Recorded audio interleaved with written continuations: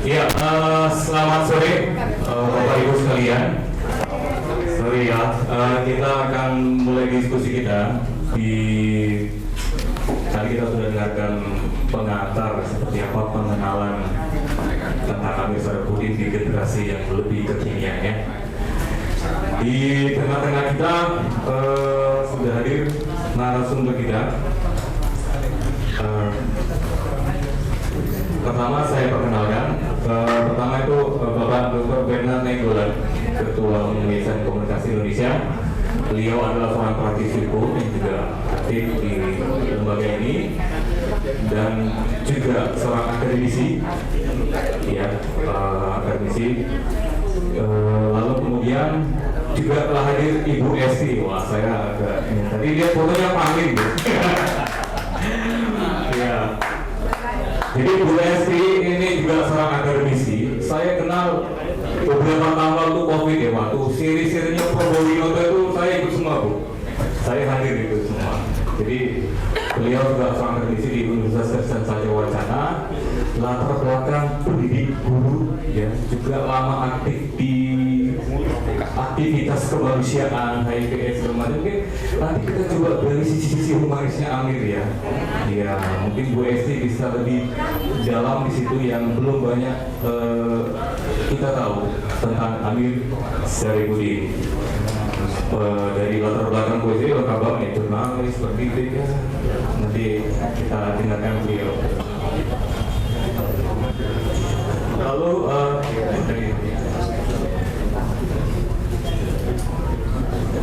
ya, juga hadir bersama kita. Nah, ini dari geng kekinian ini, Pendeta Roy Naldi Simare-Mare. Iya, cukup aktif di diskusi dan ternyata bukan hanya diskusi, juga banyak menulis juga.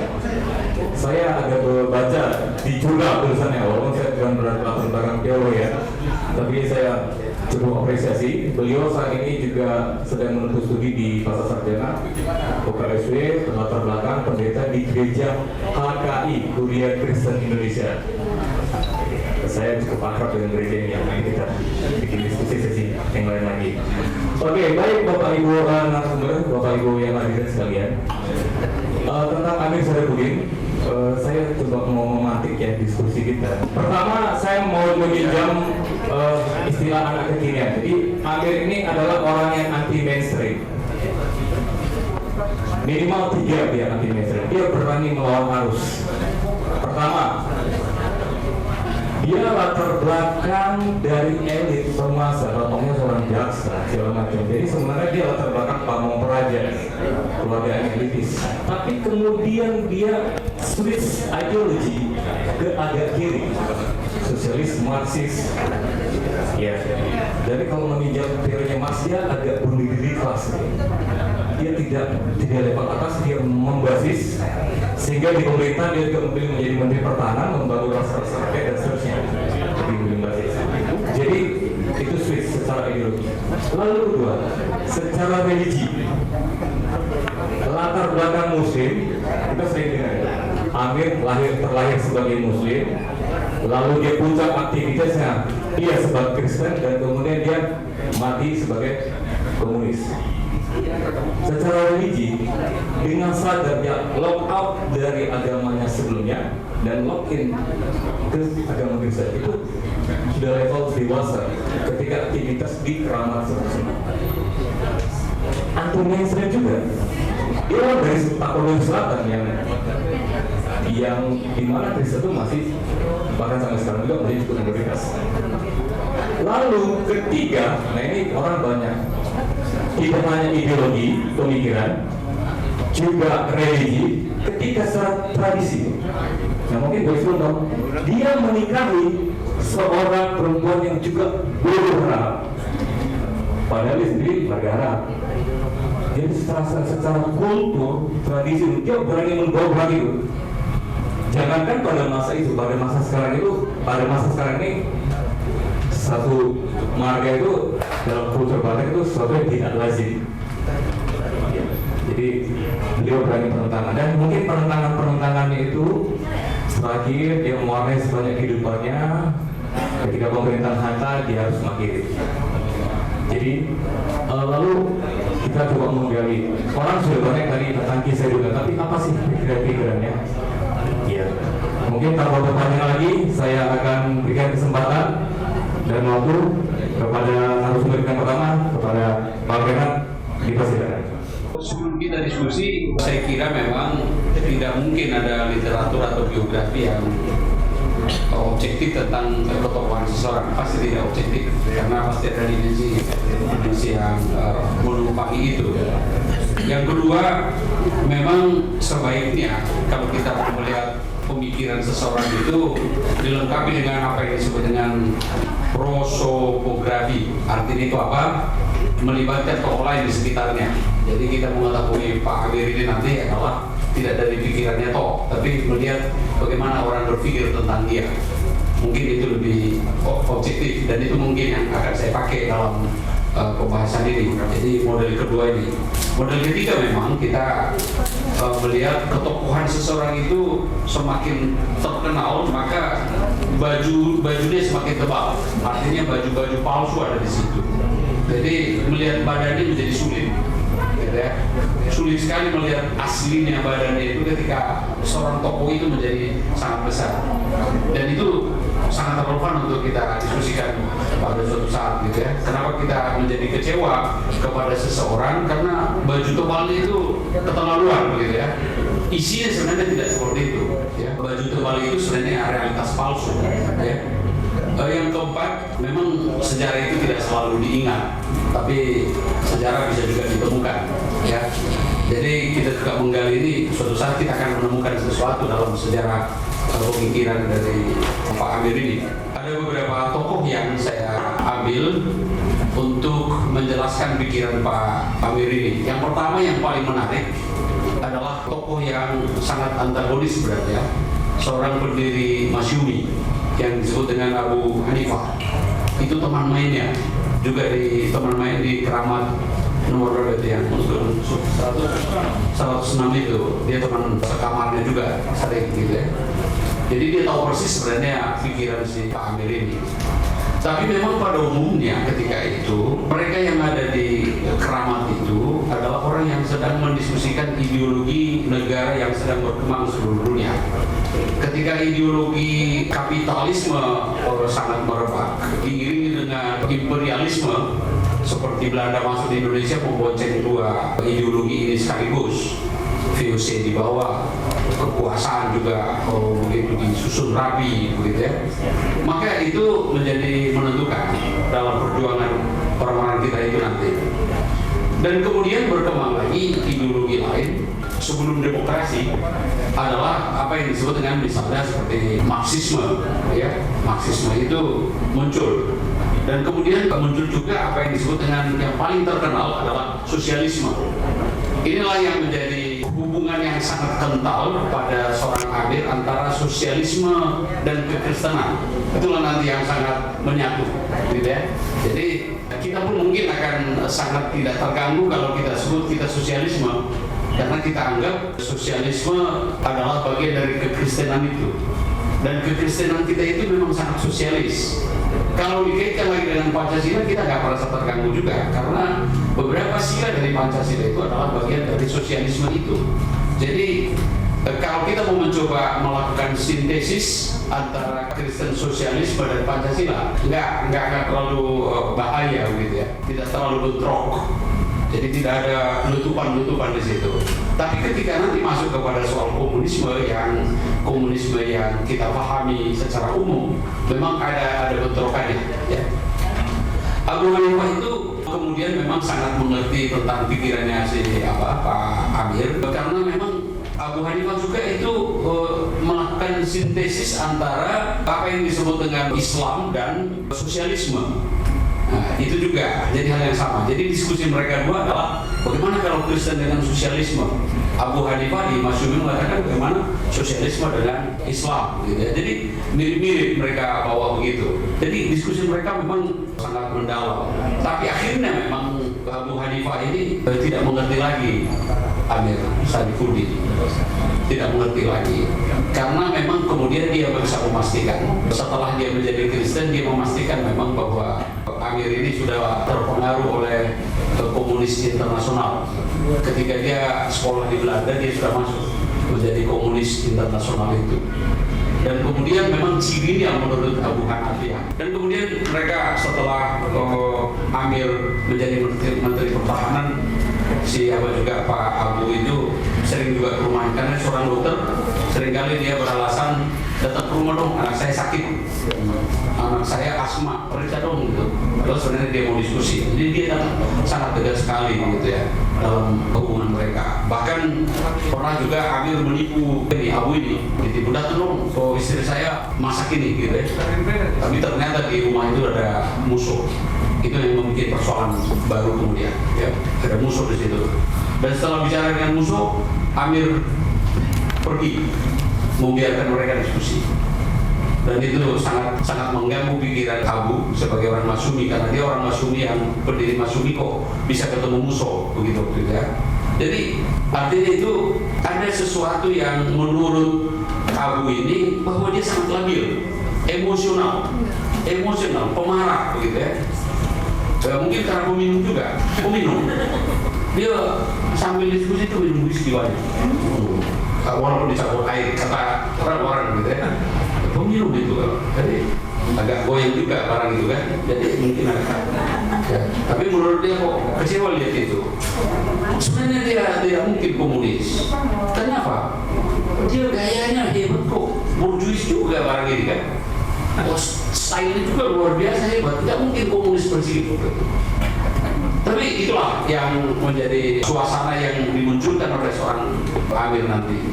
Bagaimana model Kristennya, ya? Ada satu karikatur yang dimuat di koran-koran ketika itu saya lampirkan di sini, memang lucu. Jadi antara Alkitab dengan buku Das Kapital dipersatukan gitu ya.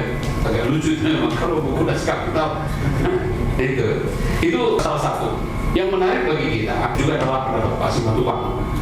Pak Simatupang itu mengatakan begini, si Amir ini memang belum selesai karena dia tidak mampu melakukan sintesis antara kekristenan dan komunis. Dia gagal meramu itu gitu ya. Walaupun memang dia sebagai praktisi politik memang berbeda dengan pemikiran-pemikiran tertentu gitu ya. Nanti kita lihat kenapa dia ada di Madiun sebenarnya. Jadi Pak Simatupang melihat itu kegagalan dia melakukan sintesis itu. Jadi antara Kristen, sosialisme dan komunis. Ya, kalau seandainya dia berhasil merumuskan itu dengan baik, dia tidak akan gelisah seperti itu. Jadi kegelisahan inilah sebenarnya yang membuat dia berada di Madiun.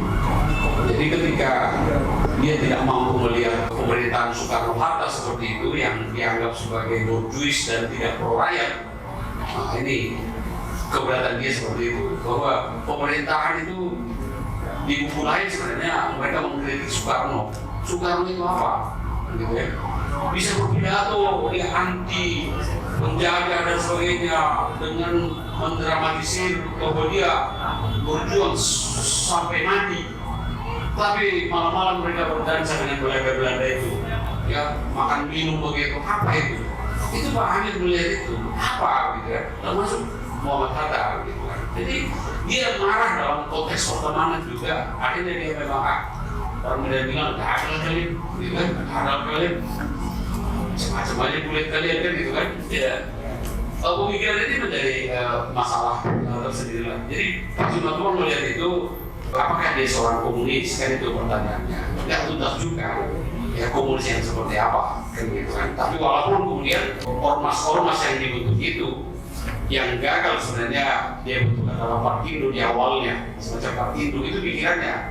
Walaupun Partindo beberapa tahun kemudian adalah juga menjadi hasil diskusi dia dengan Pak Prabowo yang berdiri Partindo ini. Jadi hasil Partindo ini sebenarnya adalah diskusinya dengan Amir. Dan kemudian ada beberapa tokoh lagi yang menarik. Ini ada Pak Ali Sastro yang sangat kecewa lihat dia tentang itu. Ali Sastro Amijo kita tahu tokoh yang sangat terkenal. Istri mereka berdua sangat dekat, tapi dia sangat kecewa kenapa dia menjadi berubah, menjadi pemarah, mengeluh, dan bahkan ini nggak bagus kan. Dia pernah juga marah-marah kepada istrinya dan menurut Pak Ali, dia hampir hampir memukuli sendiri atau mengancam mau memukuli saya, orang bagus juga. Kemudian yang menarik dari segi ini, karena dia berteman dengan pendeta juga, ada beberapa tokoh lagi, termasuk kepada Rumine FKM Harahap. Kita tahu itu kan yang sangat terkenal dalam gerakan kekristenan kita. Dia sangat kecewa sebenarnya ketika keadaan seperti itu di koran-koran bahwa Amerika itu komunis, maka dia datangi. Ya. Jadi saya bacakan awalnya, bagaimana pernyataan di koran, kata FKM ke dia. Saud Amir, apa salahnya? Dia bilang, apa salahnya? Lalu diperlihatkannya kepada saya, maksudnya itu FKM, sebuah buku yang ditulis oleh seorang uskup Canterbury. Menurut uskup ini, sesuatunya sudah normal di Uni Soviet. Sudah ada kebebasan beragama di Uni Soviet maksudnya. Apalagi rintangan untuk jadi komunis, kata Amir.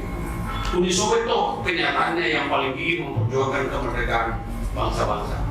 Jadi dia membuat argumentasi bahwa komunis itu adalah komunis yang sudah berubah, gitu kan? Berubah. Jadi bagi mereka itu komunis itu tidak adalah masalah lagi. Toh juga komunis memperjuangkan bangsa-bangsa kok.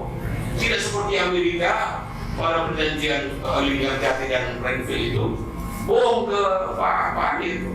Mestinya kan Komisi 3 negara itu mestinya harapan bagi Indonesia bahwa perjuangan sudah berubah. Dan yang terakhir ada lagi beberapa sebenarnya adalah Verpil, ya Verpil dia memberikan penjelasan bahwa ini 2 hari sebelum dia meninggal ketemu dengan Pak Pendeta Verpil. Dia katakan itu kenapa dia seperti itu. Dia juga agak sedih juga. Ya. Dia katakan saya kecewa sekali dengan Anda. Kenapa bisa begitu? Tapi walaupun begitu, dia katakan dia telah diseret ke jalan politik yang sesat oleh musuh. Nah, ini. Jadi dia telah diseret ke jalan politik yang sesat oleh musuh, tapi ia tidak meninggalkan keimanannya.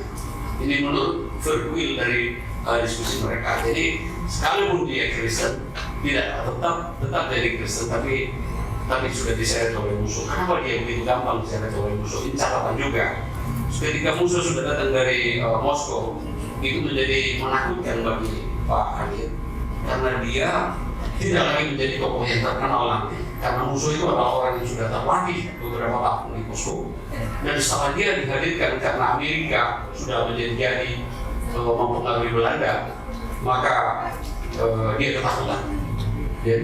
Jadi musuh itu adalah sesuatu yang kemudian ditaati oleh Amir. Dan kemudian siapa lagi yang ditakuti sehingga dia dekat dengan musuh? Adalah Tan Malaka. Tan Malaka itu adalah tokoh yang dia takuti, sehingga memang keterpengaruhan untuk dekat dengan musuh menjadi sesuatu yang mungkin melindungi dirinya. Jadi Tan Malaka itu menjadi figur juga. Walaupun sebenarnya tadi Muhammad Hatta dan Soekarno menjadi pemicu kenapa dia ada di sana. Tapi yang menjadi soal kita, kenapa dia ada di Madiun? Sebenarnya menurut beberapa ahli tertentu memang dia di fait accompli bersama musuh dia berada, tapi kelompok-kelompok PKI yang ilegal, kelompok PKI muda itu melakukan pemberontakan itu dengan sadis ketika itu, di mana mereka tidak ada pintu untuk kembali lagi. Jadi dia merasa diketahui oleh orang-orang muda itu, maka ketika ada peristiwa Madiun itu sebenarnya mereka belum menyetujui bahwa akan dilakukan cara seperti itu. Dengan cara itu pasukan Siliwangi menghabisi mereka, termasuk yang ditangkap dulu adalah musuh, kemudian teman-temannya, baru kemudian adalah Pak Amir.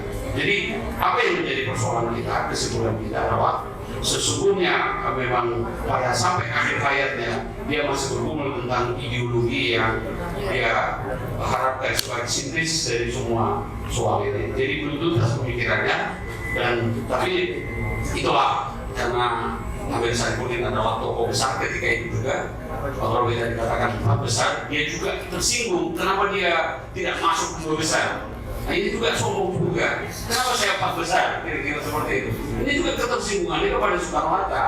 Gitu. Jadi agak unik-unik memang perilaku dari bapak kita ini.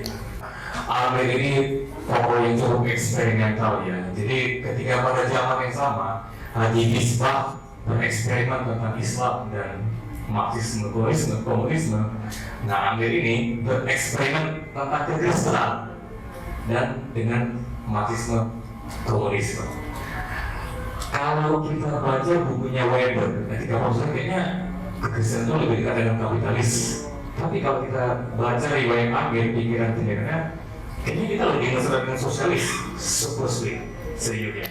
Judul presentasi saya adalah Kita Berhutang ke Amir Syarifuddin, kisah yang belum selesai. Dalam perenungan saya melihat tonggak-tonggak peristiwa fakta yang terjadi, Amir itu adalah bapak bangsa. Jadi dia ikut Sumpah Pemuda sebagai bendahara melalui organisasi Yong Batak, dan dia juga ikut Yong Sumatera dari Muhammad Yamin. Kemudian dia adalah seorang dekonstruksi, tukang bongkar, tapi memang betul dia tidak mampu mengintegrasikan elemen-elemen yang dibangun. Nah, kemudian di dalam perjuangannya untuk Indonesia Merdeka, dia non kooperatif, ikut partai 2 kali. Partai yang kedua itu Gerindo visioner. Jadi dia melihat Indonesia itu tidak basis identitas fisik, tapi Indo, Tionghoa boleh masuk. Jadi ini kalau orang Batak kembali ke sukuisme lebih kalah dari Amir Syarifuddin. Memang ini pribadi yang kontroversi unik. Jadi pada tahun sebelum Jepang masuk, harusnya Amir itu karena dia non kooperatif, dia harusnya dibuang ke Digul. Lalu oleh teman Belandanya ada rundingan, kamu dibuang ke Digul atau kerja untuk Belanda. Nah, itu bagian dari dia bisa dekat dengan pemerintah Belanda. Nah, pada waktu sebelum Jepang masuk, Amir dapat duit berapa gulden untuk membangun gerakan anti fasis. Ini yang paling penting ini, yang belum pernah dikaji oleh orang-orang. Amir ini dekat, sebetulnya sekutu dengan Syahrir yang pandangannya antara sosialis komunisme. Dan Bapak Ibu sekalian, Indonesia itu konstitusinya sosialis. Jadi kalau sekarang jadi kapitalis liberal, ini sudah salah. Pada waktu Belanda datang, Soekarno sama Hatta kan berkooperasi sama Jepang, ya, ikut Romusha, kemudian juga ikut membunuh banyak orang. Itu nggak pernah dibahas, ya. Amir dengan Syahrir di bawah tanah menggerakkan orang untuk melawan Jepang. Orang-orang gerakan bawah tanah ini yang memungkinkan pada waktu Belanda datang kembali yang bergerak. Kalau enggak, Indonesia itu negara boneka Jepang dan memang Soekarno. Nggak mungkin waktu itu Belanda memikirkan tidak mungkin Indonesia itu bisa disatukan. Itu mission impossible. Nah, ini sebetulnya apa yang dilakukan oleh Amir membangun gerakan bawah tanah ini, yang kemudian oleh Syahrir ditunjuk sebagai Menteri Pertahanan dan Menteri Penerangan. Dan kemudian Amir ini yang menggerakkan pelajar masyarakat melawan Belanda. Kalau tidak, keberadaan orang Indonesia sudah tidak ada. Nggak ada, memang nggak ada gitu. Ini sebetulnya jasa dari Syahrir dan Amir. Karena itu dia dipertahankan menjadi Menteri Pertahanan itu sampai 48. 48 itu kemudian kan Amir jadi Perdana Menteri, mengganti Syahrir yang dianggap gagal. Kemudian melakukan perjanjian Renville karena ada aksi milisinya Belanda pertama melakukan itu. Nah, kemudian di dalam perjanjian ini Masyumi menolak, tidak mau ikut kabinetnya Amir Syarifuddin. Nah, Renville ini Amir dinilai gagal karena wilayah Indonesia itu menjadi kecil, semakin sempit gitu. Itu sebetulnya yang membuat dia frustrasi luar biasa, dan kemudian dia memang di dalam waktu perang itu memang melawan kabinetnya Hatta. Amir diturunkan sebagai Perdana Menteri, kemudian diangkat Hatta. Kemudian musuh datang, 48 awal itu datang dan kemudian melakukan gerakan perlawanan. perlawanan dengan buruh tani yang sosialis itu memang melawan gitu. Perlawanan itu karena pada waktu dia ada pemberontakan Madiun itu mau memasuki aksi militer Belanda yang kedua. Amir ditangkap dan ada 12 orang, 4 orang setuju dibunuh, 4 tidak setuju, 4 tidak bersuara. Soekarno mengatakan tidak boleh dibunuh, tapi oleh Gatot Subroto ya, beliau dibunuh. Nah, pada waktu Amir Syarifuddin menjadi menteri, dia yang mengutus Syahrir ke PBB untuk mendapatkan pengakuan internasional.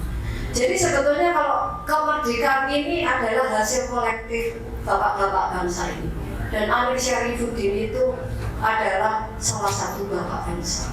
Kalau nggak ada dia, itu momen-momen kritis ya. Kalau kalau di dalam keadaan normal memang tidak bisa diterapkan model seperti itu. Apa yang kita berhutang?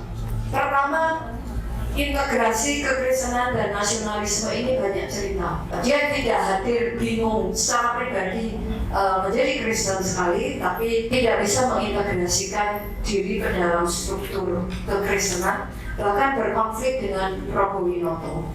Lalu yang kedua, kita harus meneruskan pemikiran tentang sosialisme dalam demokrasi dan republik, di mana negara ini dimerdekakan untuk kepentingan semuanya, bukan hanya golongan elit tertentu. Jadi ada 3 paradigma adanya bangsa Indonesia. Dulu Indonesia itu adalah menjadi pusat persinggahan perdagangan, tidak ada pemikiran, hanya lewat. Tapi banyak peradaban hadir di Indonesia, membentuk, menanamkan, berinvestasi. Nah, pada waktu Indonesia merdeka, lahirnya Pancasila itu sesuatu yang sangat dahsyat. Karena itu saat ini dalam krisis juga politik ini, Indonesia ini akan bisa menjadi pusat pemikiran politik. Banyak yang menyebut pusat pemikiran Islam karena dia ramah ke minoritas, mengakui kesetaraan perempuan. Nah, Bapak Ibu sekalian, ini yang penting dalam perenungan saya. Dunia ini di dalam memandang dunia manusia itu ada 3 golongan. Golongan pertama itu materialisme. Jadi materi yang membentuk jiwa, dan ini yang paling dominan karena komunisme dan sebagainya. Jadi orang neuroscience, orang saintis itu di sini. Nah, golongan yang kedua itu adalah roh yang menumbuh, percaya bahwa hidup itu berlangsung terus, roh yang menumbuh.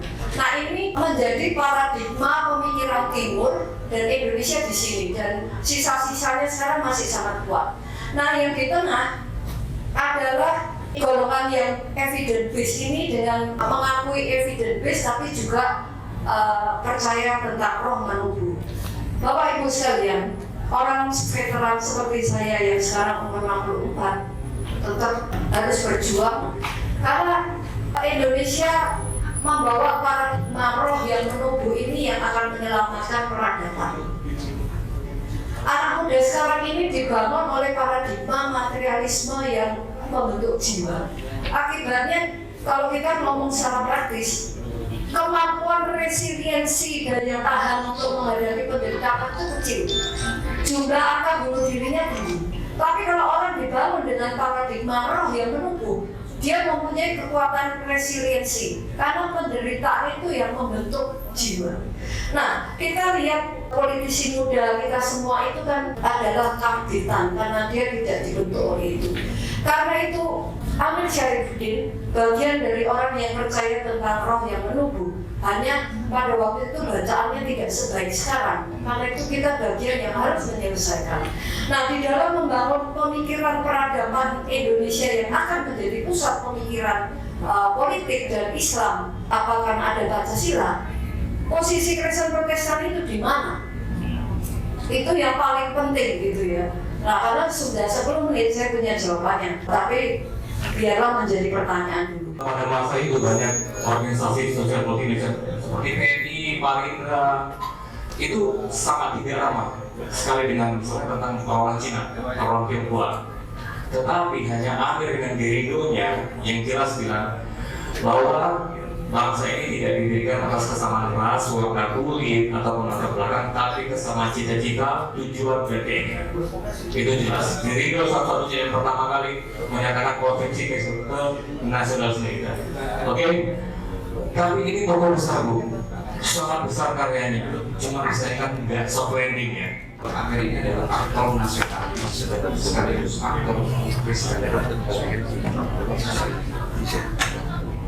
Di sini saya mengatakan bahwa sekalipun Amir Syarifuddin adalah seorang yang minoritas pada masa itu, tapi dia sejenis lensa di atas gambar orang-orang besar. Dia seperti Soekarno, dia seperti Hatta dan Salim, dia ini seperti lensa di atas gambar yang besar. Itu juga dikatakan kiriman Hitler dalam disertasi.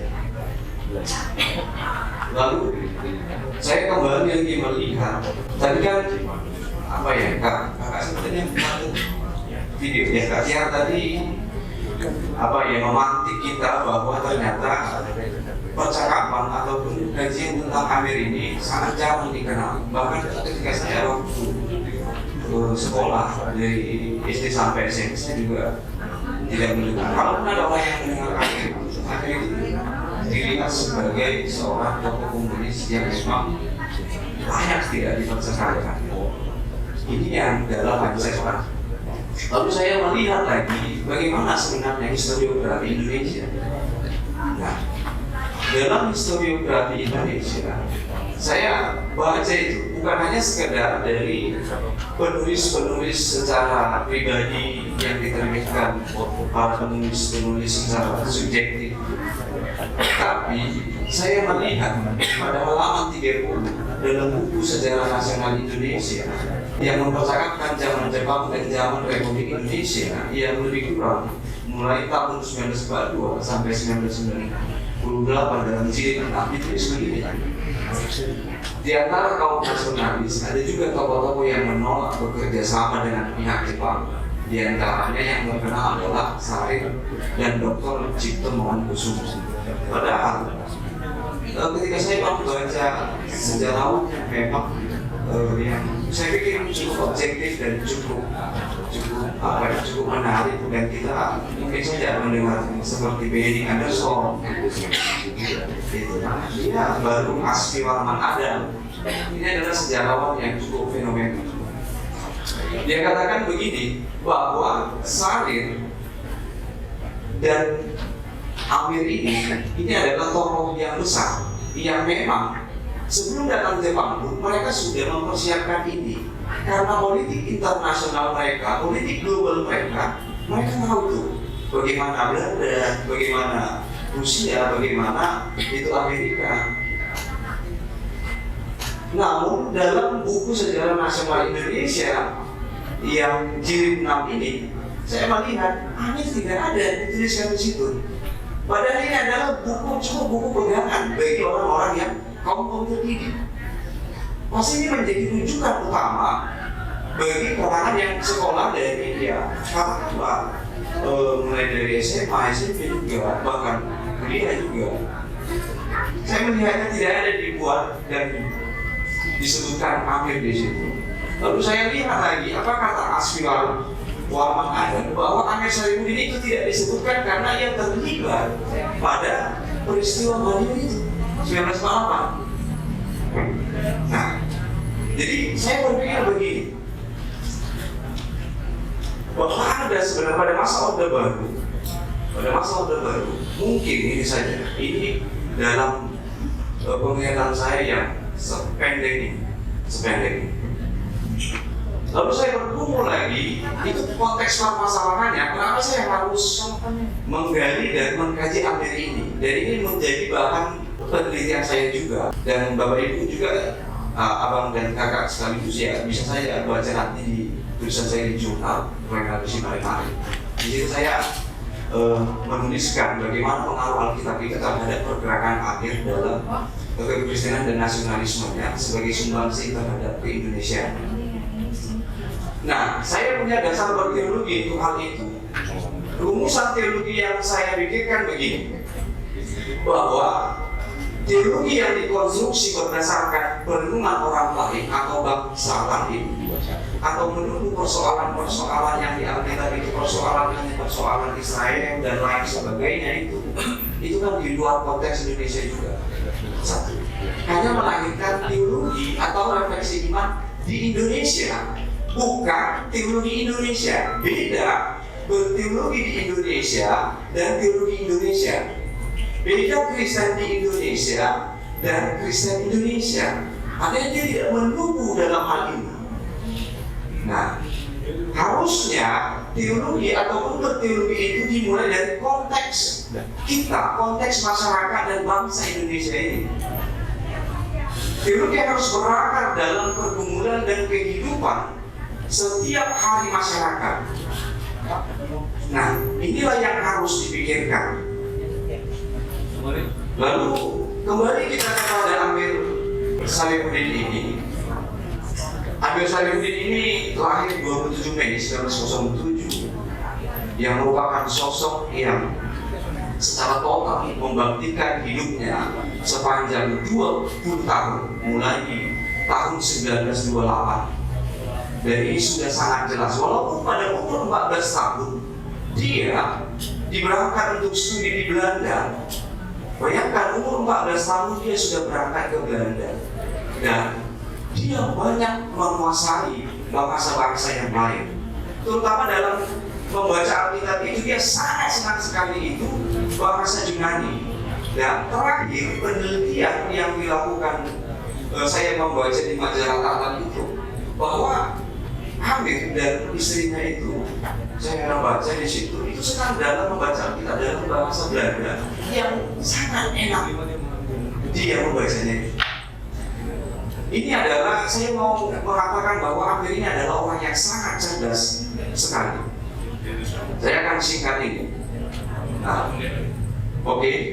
Jadi saya mau katakan di sini bahwa Amir ini, ketika saya teliti, ini adalah tergolong sosok yang memiliki paradigma egaliter, humanis, dan demokratisasi. Pada saat di Batavia, pada masa itu dia mengumpulkan dan dia mengunjungi gereja-gereja Kristen yang tua, dan dia bertanya bagaimana pergumulan gereja ini, bagaimana pergumulan dengan beragama yang lain. Dan dia selalu membuka hatinya, percakapan-percakapan terhadap yang lain, terhadap Sang-Hyang. Dia terbuka pada hal itu, dan juga dia berkontribusi pada masa konferensi di Karamandan. Dia mengatakan bahwa kekristenan di Indonesia ini jangan berasing, tapi kekristenan di Indonesia ini memang menjawab pergumulan konteks masyarakat Indonesia. Dan kita jangan menjadi Kristen Barat, karena pada masa itu juga kekristenan ini adalah agama kolonial. Tapi dia mengatakan bahwa kekristenan kita ini adalah kekristenan yang menjawab konteks kita, di mana keadilan, imperialisme, kapitalisme, sebagaimana juga ini di dalam Soekarno juga menulis dalam hal ini pergumulan Indonesia yang memang kita harus selesaikan, mengusir para imperialis ini, kapitalis ini. Dia katakan begitu. Makanya Brian Turner itu mengatakan bahwa dia ini memikirkan banyak orang secara demokratisasi, dia memikirkan guru dan lain sebagainya. Baru dalam hal ini juga saya mau katakan bahwa Amir ini juga banyak mendengarkan pergumulan daripada tokoh-tokoh Kristen di daerah-daerah, karena itu kan berbeda di mana dia kan jumpa gitu. Dan saya pernah baca dalam tulisannya juga ketika dia berkhotbah di salah satu gereja itu, dia menulis, dan saya membaca khotbahnya itu, dia selalu tekankan dalam satu Korintus pasalnya. Saya ada catat di sini. Tapi dia mengatakan begini, bahwa orang Kristen itu harus bersatu mengenai persatuan dan kesatuan orang Kristen di dalam menjawab dan menghadirkan keadilan dan kebenaran itu. kita harus berjuang bersama. Jangan pikirkan engkau membuat partai Kristen katanya, tapi kita bersama dengan nasionalis yang lain. Karena ini kita belum lagi membutuhkan ini. Walaupun pada akhirnya dia juga bercakap dengan Prabowo yang memang berdiri dari tempat itu, dan dia juga bercakap dia tidak menolak itu. Tapi itu belum waktunya lagi. Tetapi kita bersama dan persatuan ini pada masa mulai tahun 1930-an ini kita harus bersatu dengan penting partai Kristen itu pada saat ini. Jadi kita buat bersama. Oke, jadi saya tutup. Ini terakhir. Pada saat matinya Amir, ini yang membuat saya lebih tertarik lagi. Dia ditembak mati dan dia pergi kemana? Dia membawa kitab Injil itu, dan itu diberikan oleh seorang pendeta mahasiswa di Hannover. Terus setelah saya membaca dan Verkwil itu adalah menjadi uskup. Ya, itu tulisan Verkwil. Jadi kitab itu diberikan kepada Amir, dan sampai matinya kitab itu tetap berada padanya. Dan pada saat konferensi manapun, pada saat dia berjumpa dengan keluarga anak-anaknya, dia katakan begini, jangan lupa baca kitab setiap hari dan mau selesai makan, jangan lupa berdoa. Lalu saya berkumpul dan kepada kita semua, kita sebagai tokoh-tokoh nasional, tokoh-tokoh Kristen, kira-kira yang sama, kita sebagai orang Kristen membaca kitab suci kami setiap hari sebagai pedoman kita dalam kehidupan kita. Dia bergerak dari sana, melihat Amos, Yesaya, maka dia diselipkan secara pribadi. Inilah Amir yang sungguh sangat saya kagumi. Ini saya berikan kepada Oke, terima kasih. Banyak hal menjadi catatan. Ternyata dari Amir ini Amir seperti Indonesia yang menjadi persinggahan banyak interaksi kebudayaan. Bahwa Amir, the spirit, the body, the soul, is persimpangan antara kekristenan, nasionalisme, sosialisme, dan komunisme. Dan itu bisa menjadi bahan eksperimen yang belum tuntas bagi Amir. Pikiran awal dari Amir itu sangat spesifik, melampaui zamannya saya kira, karena dia tidak mendirikan Parkindo dengan buru-buru, karena dia berpikir biarlah orang Kristen masuk ke partai-partai yang ada. Jadi dia berharap di semua partai tidak ada. Itu pikiran yang didiskusikan sama beberapa temannya. Jadi itu juga yang menjadi relevansinya juga. Biarlah kita semua berada di partai-partai mana, tanpa harus menjadi siapa. Kalau masuk ke partai mana, kalau mau ke PDIP silakan, gitu ya. Partai mana silakan. Tapi di sana jadilah menjadi garam dan terangkan itu yang kita anut sebagai ideologi kita. Jadi itu pikiran dari Pak Amir sebenarnya. Dan kemudian memang dalam konteks politik ini memang kita diajak oleh Pak Amir untuk belajar dari pengalamannya. Kegagalannya itu yang paling besar adalah ketika dia tidak membaca tanda-tanda perubahan di politik. Dia pikir rakyat sudah benci Soekarno-Hatta, padahal tidak. Itu yang menjadi akar dari suami dia. Sehingga diajak orang memberontak, padahal orang juga masih pro kepada Soekarno dan Hatta. Itu pelajaran yang berharga yang dilakukan oleh Amir. Itu sesuatu yang harus kita pelajari secara praktis kemudian.